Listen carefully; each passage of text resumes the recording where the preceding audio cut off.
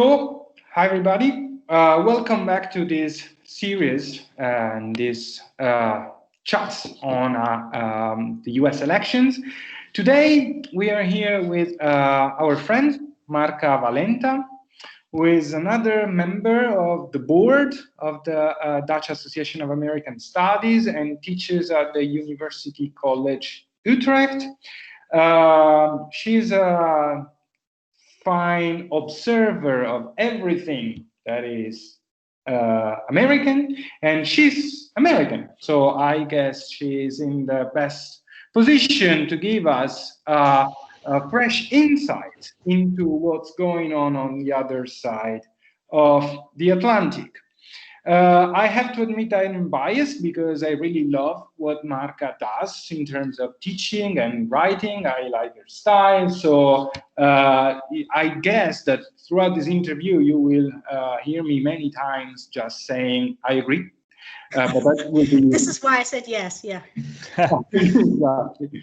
But in order to start off this conversation in a more objective way, I will immediately pass the ball to my colleague, Cees Heere. I resent the implication that I am in any way more objective or less enamored of Markha and her work than you, Dario.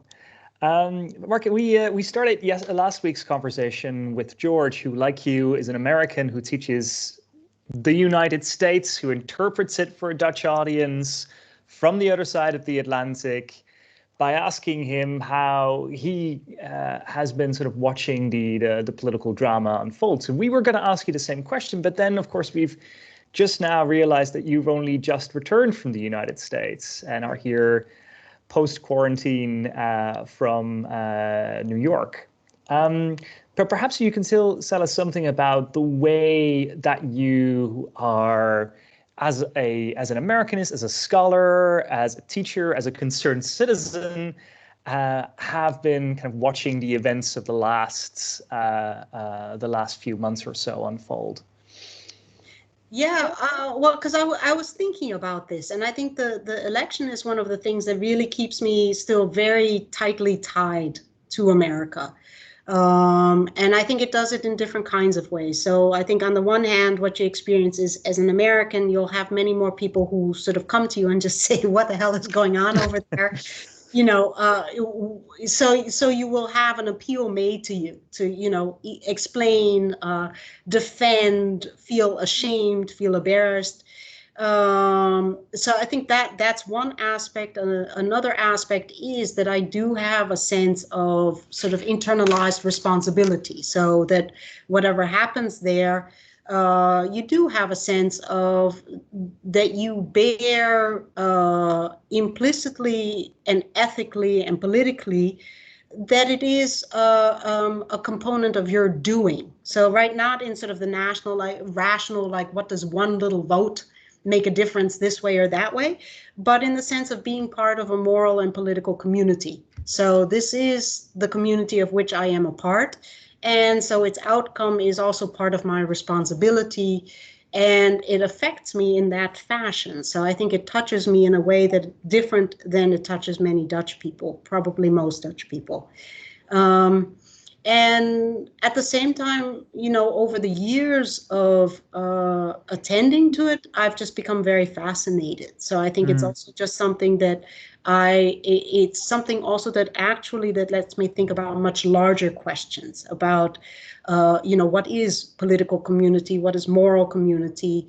What is national identity? What is happening to our democracies in different places? And start thinking, especially if you start thinking about how you make connections between what's happening in the US and what's happening in the Netherlands, it lets you ask much larger kinds of questions about what is changing our world and what's our place in it. So what are the connections that you see then? Could you give us an example of? Yeah, well, I think you see in two different kinds of ways. You'll see a connection between the rise of, say, a populist, nationalist, conservative kind of dynamic. You see the left becoming more dynamic farther on the left.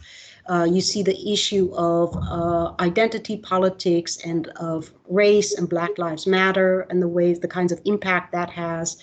I think it's utterly astounding the ways in which Black Lives Matter has had a global impact. And so that has turned into something that's also taking shape right around me on my campus. I mean, maybe you can imagine at UCU case, you know, so you know, we are having discussions, you know, at the highest levels of not only how is it that we are an anti-racist campus, but also how do we decolonize the curriculum. So certain kinds of conversations and shifts that even a year ago, I think would have been more difficult to imagine. And that's the case in the United States, and it's the case in the Netherlands, and in many other places. And that dynamic of polarization, of politicization, and how particular kinds of issues get pulled into that, from environmentalism to the legitimacy of science to the legitimacy of the political system. And each of those takes shape differently in the Netherlands than in the US, right? But you do see very overlapping kinds of dynamics. Okay, if I may step in, because I mean, you threw in there a lot of very interesting points, Markha, but there is one sort of theme that is, I think, that is sort of becoming recurrent in our chats, which is this idea that the US elections are, in the end, not only, of course, important for the United States because it's perhaps the most important moment of celebration of American democracy, but they are a truly global event.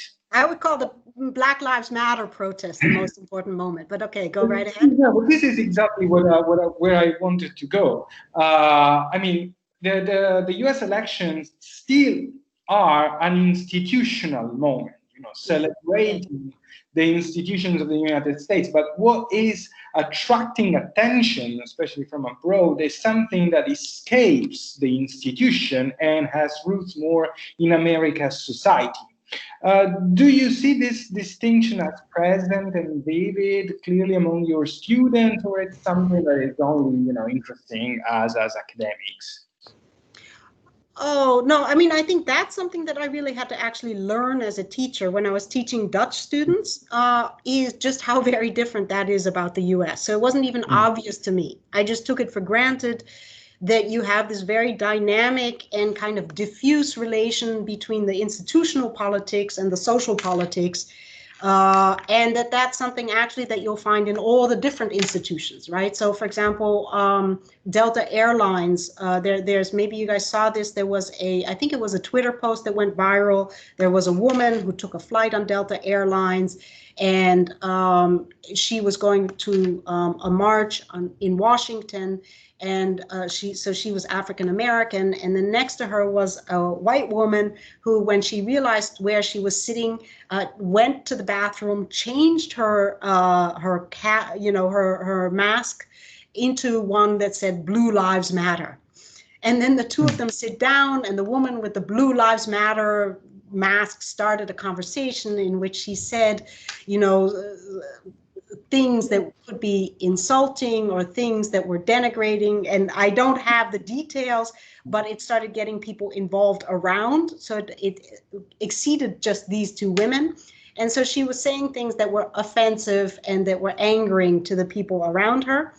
And it escalated to the point that Delta Airlines intervened. The stewardesses were trying to de-escalate the situation and really to safeguard the well-being of the African-American woman. And so not only did they banned the white woman from future flights on Delta Airlines, but then when she took her return flight, the African-American woman got a goodies bag, and in the goodies bag there was a pin from Delta Airlines with the logo that said Black Lives Matter. And then they very clearly affirmed sort of their support of her, their support of Black Lives Matter, and their support for anti-racism. So to have a corporate entity doing that is something very different than what I see most corporate entities in the Netherlands doing. in terms of taking political positions on, these hot button social issues. So in the US, you have a much more fluid kind of confluence between social politics and social mobilizations and all our different institutions, whether these are educational or corporate or government or political.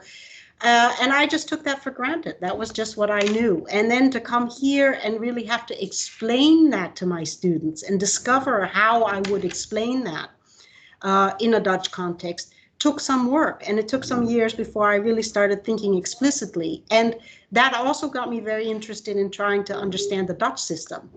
And for example, when I first came here, there was a phrase that I didn't even understand, that didn't make sense, which was buitenparlementaire politiek, right? So external to parliament, politics that takes shape outside of parliament.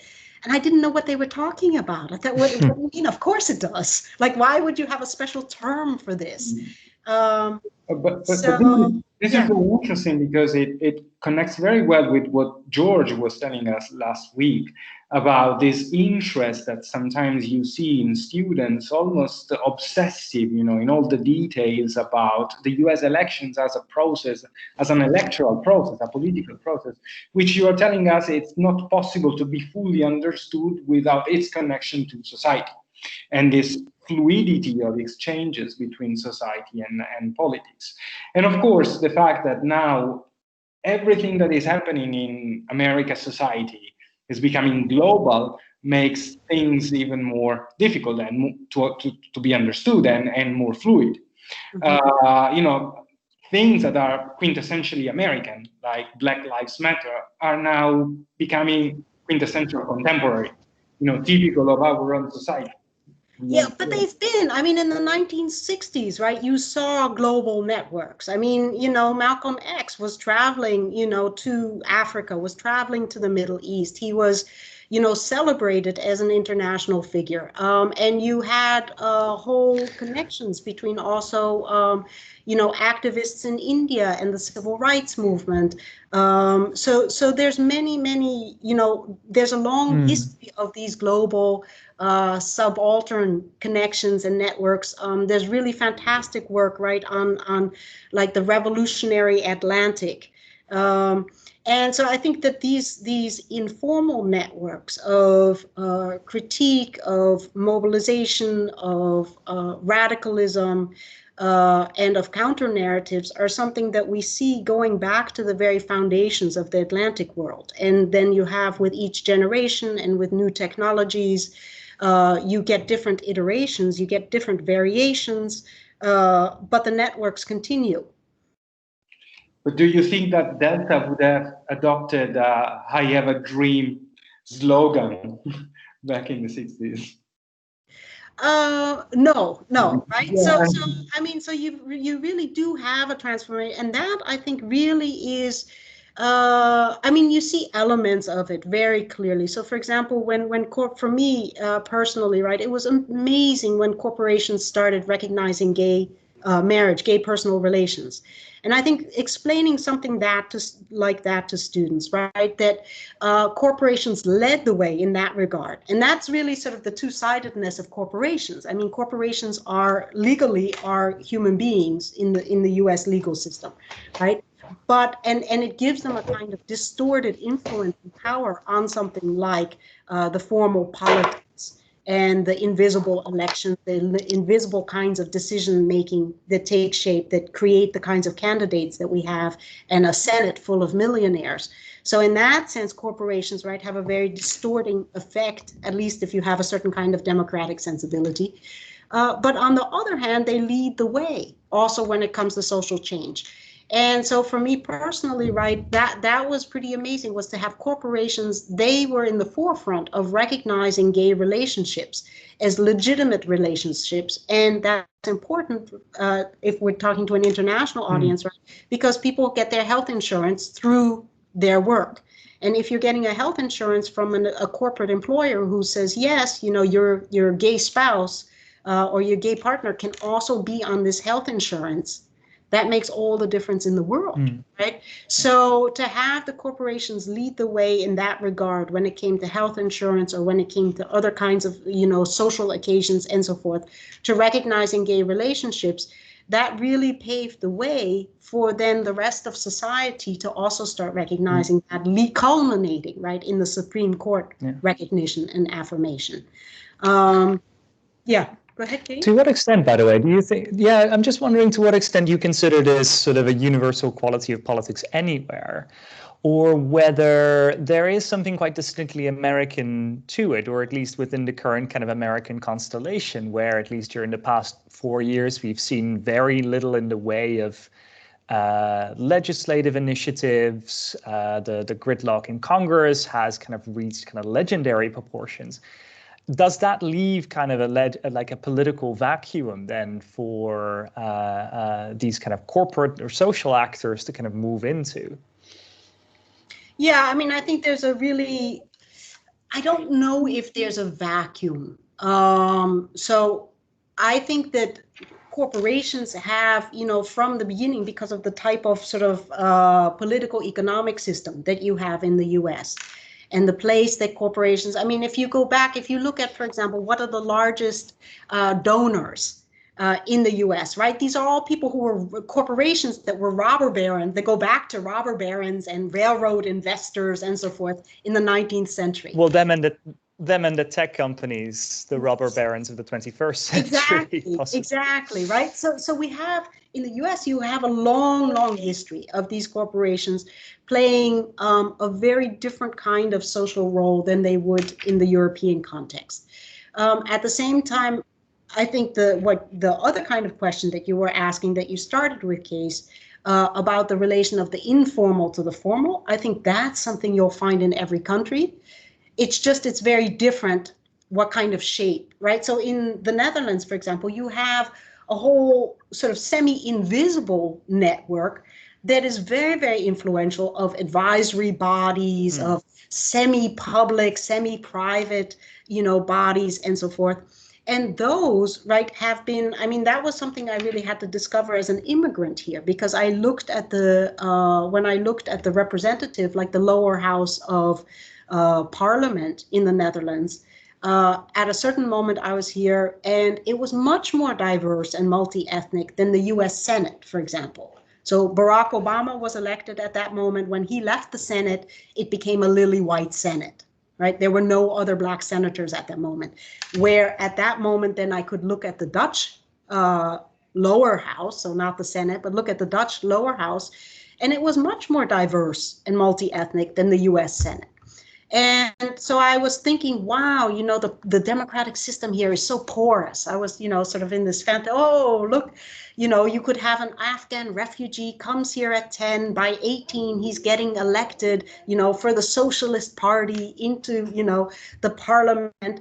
Something like that is totally impossible in much of the US system. I mean, now we have, a number of people who are sort of also going that trajectory.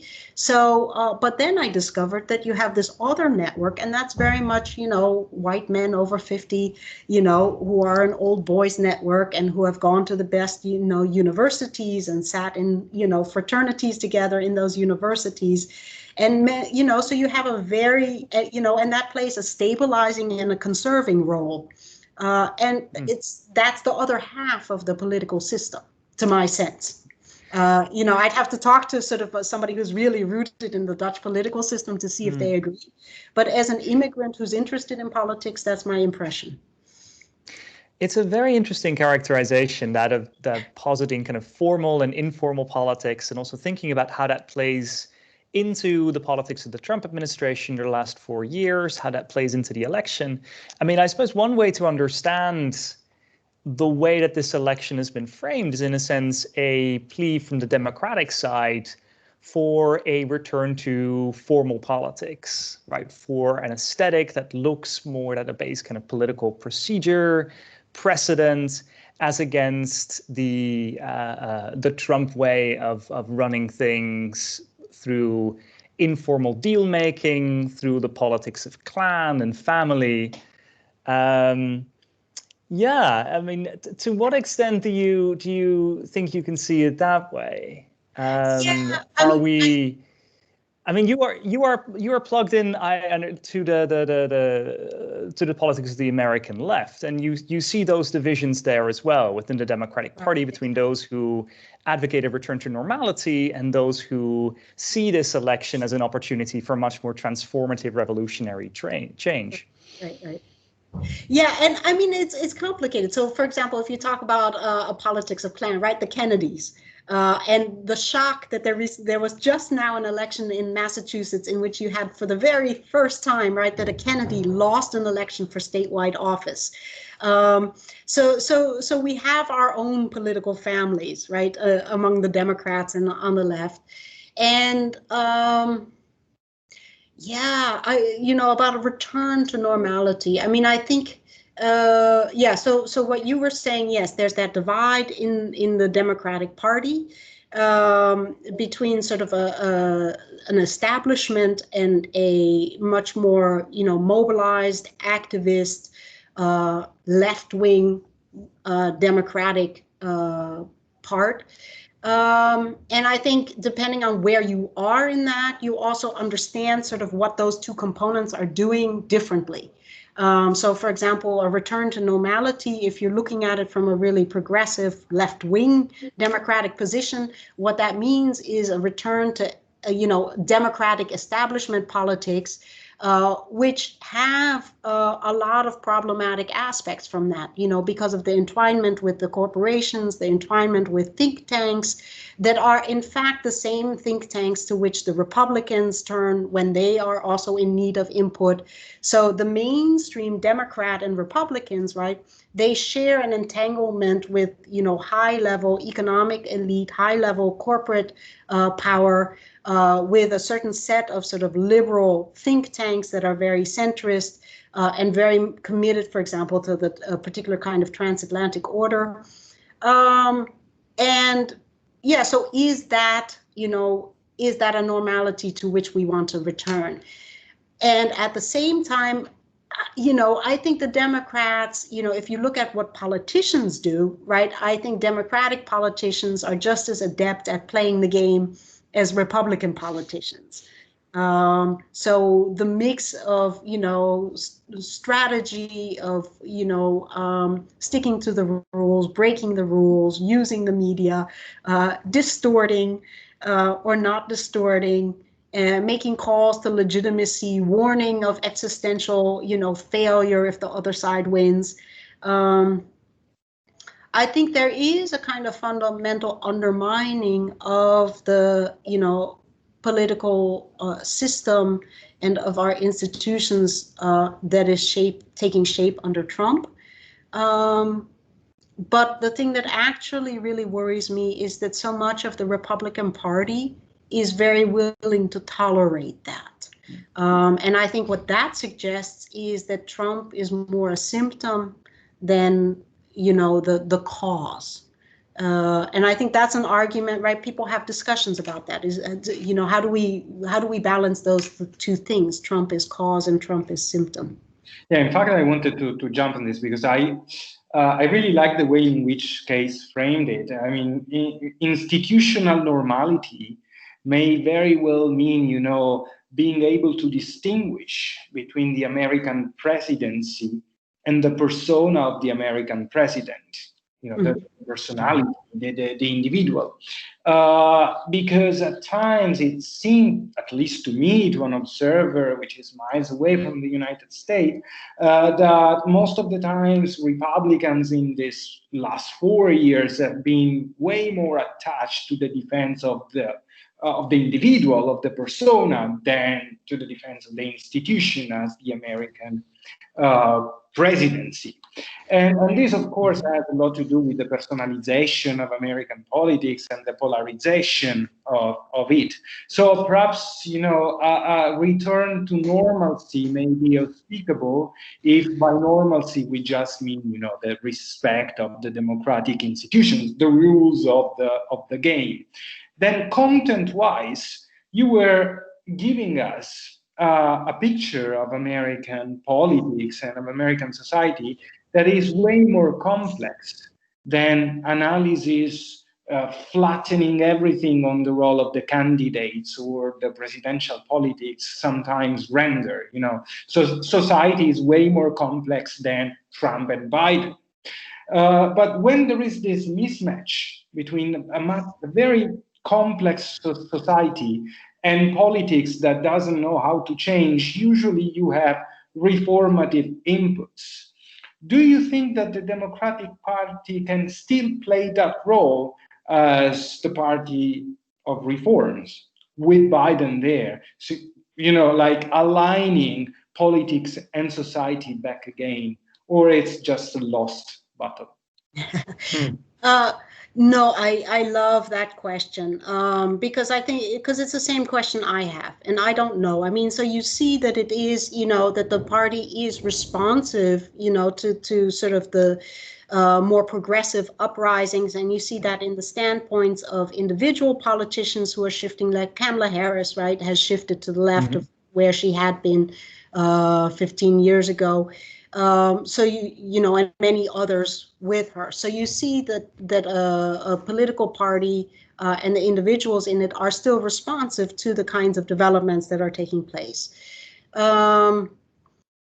And you see that there is a fundamental criticism of the establishment, and the establishment very often does not like it. And some of the time it also delegitimizes it. And then at other moments it supports, people who are putting pressure on them from within the political party.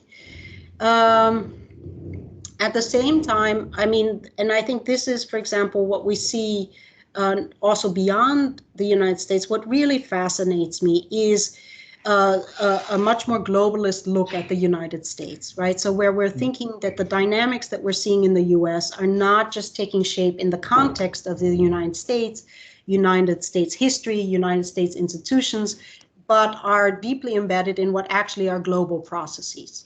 So whether we're looking at the ways economics, right, that we have a global economic system that is creating increasing kinds of ravaging inequality, and that's taking shape, particularly harshly in the United States because it has fewer buffers and protections against that. But it's taking place here in the Netherlands just as much as it's taking place in the US. Just in the US, it's more graphic and intense. You have demographic shifts that are taking shape in the United States. We're in the midst of a global pandemic. You have a global how's pandemic. that for a global context, right? Yeah, exactly, right?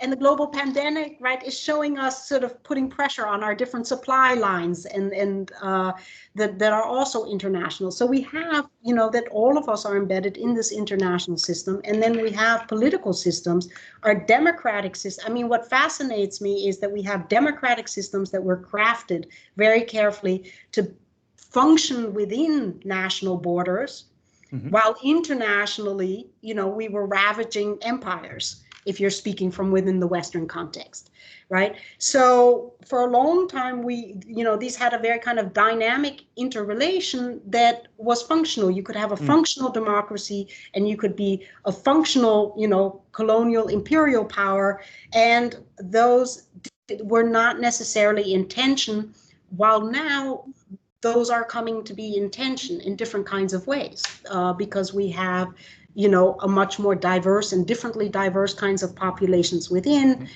because, economic changes on the other side of the world or political changes on the other side of the world enter into our living rooms 24/7 and so forth and so forth. Yeah. So I think there's a very fundamental pressure on our democratic system. And what you see is that people are given a choice between responding to that by making those democratic systems less inclusive in the interest of protecting the national and the nation state, or making those staying true to those democratic principles. But what that means is really sacrificing a national cohesion and a set of boundaries that we've become very used to feeling are essential to our identity and our security. And I think you can't have both. So we can have democratic inclusion, but with a weakened nation state, or we can have strengthened nation states, but at the expense of many democratic principles. And to me, that's really the battle we're fighting right now.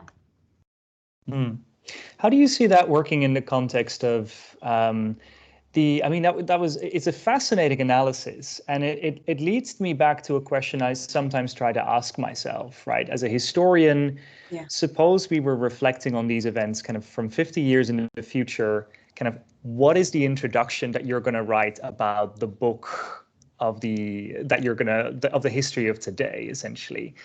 What are these kind of big framing questions in which the events unfolding are taking place?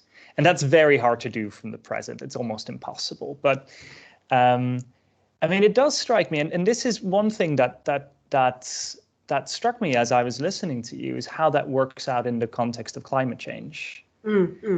Yeah.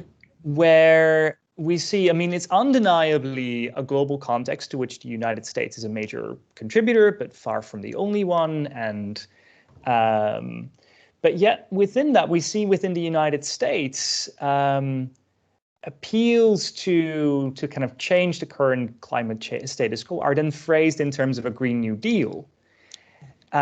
Which harkens back to a very interesting, this is not my argument, the historian Adam Tooze has made this, but by making that kind of reference to the 1930s, the 1940s, it harkens back to this era in which the United States, like I should say, the federal American state truly is kind of the global change-making actor, and what it does really, really matters on that global scale. And he points out that there is that kind of contradiction between that aspiration of wanting to make a real impact on climate change, but simultaneously wrestling with the problem that it is no longer just the United States which has the agency to make a decisive impact on this. Yeah, and I think for me, that's really the shortcoming of a lot of that thinking. So I find, the appeal to a Green New Deal, for example, yes, it will definitely resonate with me. And I really like that, the way it's addressing the intersection of the economic and the environmental. And then coming from Ocasio-Cortez, you could imagine that embedded in it is also an awareness of the ways in which environmental sustainability has to be interlinked with cultural and racial sustainability. And this is, by the way, I just had a thesis student who made this really fantastic argument, right? So she's giving me these tools to address that issue. So I think, yes, so you have those, but the thing is, what I'm missing in that discussion is what is the relation of thinking about this within a national context like the United States and thinking about it in the international context. And I'm not seeing enough of a sort of a discussion and brainstorming and innovation happening on the progressive left about how are we going to do this, right, in a multipolar world. And this is actually something I was thinking about relative to your discussion last week, because at a certain moment there was the phrase, the decline of America. And I'm not sure that what's happening now, I understand why we say decline of America, right? So shrinking influence and all different kinds of things. But actually, to me, it's also a refashioning and reinvention of America with aspects that I really, really appreciate. And so for me, Cees, if you're talking about where would you put the starting point of your introduction, I have one, and it's very specific to me, to Markha, say. But for me, the invasion of Iraq in 2003, which also, by the way, is an environmental catastrophe as much as it is a social one and a political one and an ethical one. And I, being the age that I was, so I came of age, in the 80s and 90s, and went to university, went to college, and was utterly unprepared for the notion that it would be possible for America to violate international convention and to unleash, such a, hellish war and destabilizing set of sort of causal invasions and destructions the U.S. would be able to do that still. That not that it was capable, but that it would be willing to do that, and that one half of the Democrats would sign on to that. That for me was profoundly shocking, because we knew at that moment that the causes were figments, that there were not weapons of mass destruction, that Saddam Hussein did not have ties to Osama bin Laden, and so forth. So we had all the information we knew we needed, to know that this was a completely illegitimate act of war that then would kill hundreds of thousands of people, lead to millions of people having to leave their homes. And, so for me, when you talk about, right, what does this do to me as an American in Holland, right? I feel a sense of responsibility that then shapes every other thing that comes after that, right? So for me, Cees, that is the starting point. And different scholars will have different ones, but we had a choice if the US at that moment would have wanted to go with a global criminal kind of a trial and say, look, this is a criminal act. These people are going to be tried in a global criminal court. It could be in The Hague, it could be in the US. You can invent, your global American court if you want. But we are going to treat this as a crime rather than as an act of war, and we are going to respond with the rule of law as opposed to with the power of the military. And from that moment, right, for me is where the dividing line starts, where we had a choice. We could have gone a different route that also would have gone to a much more multilateral, international, globalist, legal, democratic set of responses to our challenges, rather than, And so here you see me being the politicized, engaged American. This is the moment in which I step in and I say, I agree, you remember? And I want to actually tell you an anecdote, because we were redrafting a brochure for a program, an academic program that you know pretty well. And one of the professors there was proposing to use the expression post-war America to describe what the master program in that case was all about. And then I argued in this meeting, which war are we talking about? Because to me, the post-war America means practically post-Iraqi war, because that's the most defining moment of contemporary America. So in the end, I think the final compromise was post-1945 America, to be a little bit more specific. But what you're saying, Markha, is very, very important, because you are actually pointing the finger to this seemingly to this contradiction that is almost impossible to be resolved between those who cherish and will always cherish national security and everything that comes with it. So the national security apparatus, the national security state, and those who actually would subscribe to a much more democratic, reformist, progressive, inclusive state. Now, but both these positions in the end are not only ideological, they also rely on perceptions of dangers, of threats, of privileges that are threatened. And these perceptions, of course, are shaped, are not, inscribed in our own DNA. So in this case, mass media play a major role. Do you think that in a way, social media are playing, or new media are playing a role in determining or conditioning, the ways in which these perceptions, especially the perceptions of threats, are felt by Americans? And do you think that political parties are addressing this issue in a good way?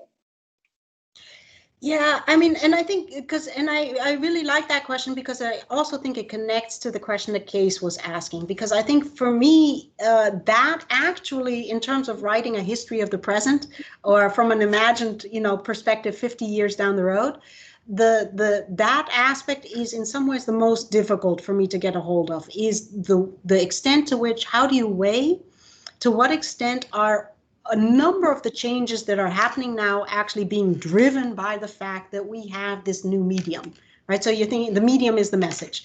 So, you know, and if you think about the impact that, for example, the printing press had on Europe, on, you know, the everything from the Reformation to the colonization of the New World. So right, the letters of Columbus, the reports coming out of the New World, right? These could be spread across Europe because you had the printing press, and the printing press could tell people about, you know, these discoveries and get interest generated in them and stuff, as well as sort of the much more well-known aspects in terms of how was it shaping something like the Reformation and Counter-Reformation and so forth. So if you think of the impact that new media have, right, and we have also, right, if you look at U.S. history and the impact that the radio have and FDR's, you know, fireside chat, television, you know, and Vietnam War and or the election, right, of Kennedy and Nixon. So we're very aware in hindsight of the ways in which media has profoundly shaped the kinds of political and social worlds that we live in now. And I think social media is doing that to us now too. But I feel as if my personal feeling is that right now we're much more, say, being lived by social media than that we really are the ones guiding it. I think it's doing its thing with us. Yeah, so and I don't know how you guys see that, but well, in a sense, I mean, I recognize this. I mean, you see it with social media. This kind of phrase that you use, we are being lived by social media rather than having sort of, in any sense, democratic control over it. You can substitute climate change, the international financial system for this, inequality. In a sense, I mean, you saw this theme recurring during the Democratic primaries in particular, where you had a really kind of concerted argument being made by some candidates. I think of Elizabeth Warren in particular, for, in a sense, for more politics, for more nation state, for more democratic control to be exercised over some of these global processes, which in its own kind of twisted and perverted way, Donald Trump was arguing with regards to international migration. Is the groundswell that we're seeing, I mean, the argument that you're making is, in a sense, the nation state has passed, and we are now need to be moved beyond something else in order to really get a hold of this. But the arguments that we're seeing being heard on sort of certain parts of the left are still a core for more democratic control, but channeled through the nation state. Right. So how do you see that tension working out for you? Yeah, and I think, I guess I would look at it, say, from two sets of angles. So if I'm looking at it from, say, a more academic angle, where I'm thinking of trying to understand what are long-term trends and what are the fundamental processes that are reshaping our world, then I think that the disaggregation of the nation state, right, is here to stay. And the rise of non-state actors and of multilateral organizations and the creation of a multipolar world, you know, relative to, say, the rise of China, but also, you know, of India, of Russia, of Europe as a federal entity. You know, so all of those kinds of developments are here to stay. And that means we are really already in a world that, in that sense, is a post-nation state world. And even as it has not consolidated in any fashion. So we don't know where that's going to go to, and we don't know sort of what the consolidated version is going to look like. And the nation state continues to play, you know, a very important role, and it is going to continue. Right now, that seems to sort of be really latching onto issues of security, securitization, for example, but also dealing with financial crises. It's, you know, very clear, suddenly we need the state in a way that, you know, maybe we weren't aware of, and so forth. So I think again of the pandemic also. Yeah, yes, exactly. The pandemic. So there's these moments where it becomes very clear that we still need the state to do things. We do not have a substitute for the state for a number of these kinds of things, even as you have those developments taking shape. At the same time, I think if you're thinking pragmatically as a pragmatic politician, two kinds of things, right? Politicians tend to think in terms of short term, whether it's elections or policies or being persuasive to people, operating within the horizon of the imaginable. And then the second thing is, I don't think that I don't think politicians right now have, a feasible alternative. They have to operate within political systems that are national. And as long as they have to do that, then their appeals and their arguments and their mobilizations are going to be couched in those terms. So, and then along the way, there will be tipping points, or suddenly there'll be new developments that make possible a different kind of politics. You see people trying, but so far, right, with very, very limited success. So with regard, for example, to climate change, you'll see things. With regard to, for example, having a kind of global progressive left response to neoliberalism. You've seen different kinds of attempts, but none of them have yet, consolidated effectively to really be playing a role. But I guess, in a way, transnational constituencies will emerge. And politicians will, especially American politicians, will have to deal with them as well, in ways that cannot and perhaps should not be only purely national, I guess. So even the most conservative politicians of all will have to, in a way, realize that Black Lives Matter or climate change movements are now part of a global culture more than just part of a minority of radical left in the United States that can be dismissed, right? So you could make a very similar argument for the sort of progressive interlinking of, say, the reactionary right. Yeah. Oh, and very transnational and very inventively transnational, very creatively transnational. And that's part of the success of the right, is that they have been much more quick to respond to the possibilities of social media, for example. So if you look, even Jörg Haider, for example, in Austria, or Geert Wilders here in the Netherlands, Trump obviously in the US, many of them have been very, very quick to latch on to social media more quickly than, established politicians. And that is part of the ways in which they suddenly had an impact. So I think that's also one of the ironies and that are important for the left to take into account, is that, there's so much creativity on the right for us at moments to learn from. So not in terms of content, but certainly in terms of, certain kinds of practices, in terms of, mobilizing and creating constituencies and stuff like that. Also, in terms of constituency, I wanted to say, right, the U.S. already has a global constituency. Right. So, so thanks to Trump, right, more bombs are being dropped in Yemen and in Afghanistan. So it has a Yemeni and Afghanistani constituency. They just don't get to vote. Yeah, this is funny, but I have somebody in my family keeps telling me that the American elections are so important that everybody in the world should vote for it. Absolutely. Yeah, our technology isn't up to that yet, in the U.S. postal system, totally. But I look forward to the day when, this will sound, here we're going on the internet, but yes, I look forward to the day when the U.S. elections will be a global elections. Yeah. Just as long as it's a world power. And I mean, but the same goes for, a rising world power like China. I mean, it's the same thing. So this is not limited to the U.S. I think I would like to have, and that has to do with a democratization of the global system.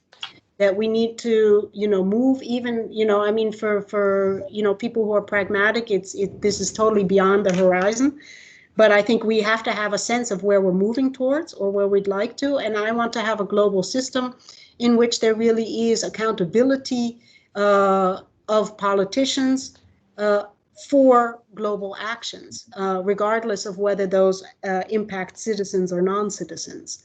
And so we really need a global accountability for the global power that certain nation states have at the moment. I guess this is what you meant when you were saying something about the reshuffling of US hegemony.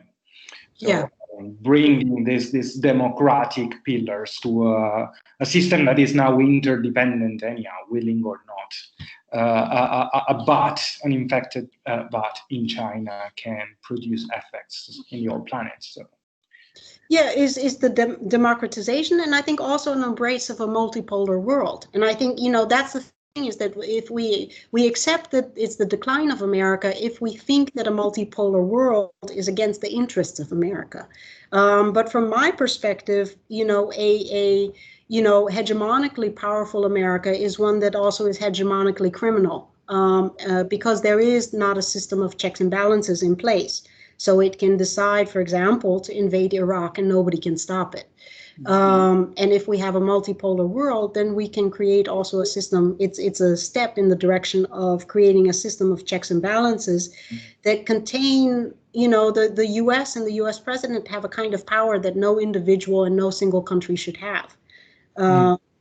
And so I want to, embrace the multipolar as a way of embracing a containment of American abuse of that power.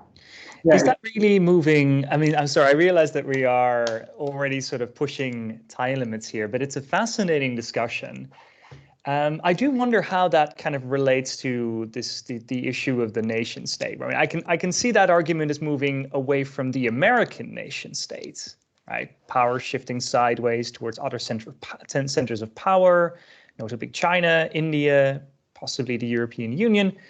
But is that necessarily does that necessarily translate into a less hierarchical or less state-based or more democratic world order? And that for me still, it's a pretty big question mark. Oh, I totally agree. It doesn't. It doesn't necessarily at all. So you need to have you need to also have in place sort of what are the principles according to which the organization of that multipolar world takes shape. So I completely agree with you, Cees. Yeah, I mean, this is one of the challenges that, for instance, the people around that liberal, if you want, bipartisan think tank called the John Quincy Institute for Responsible Statecraft are trying to do.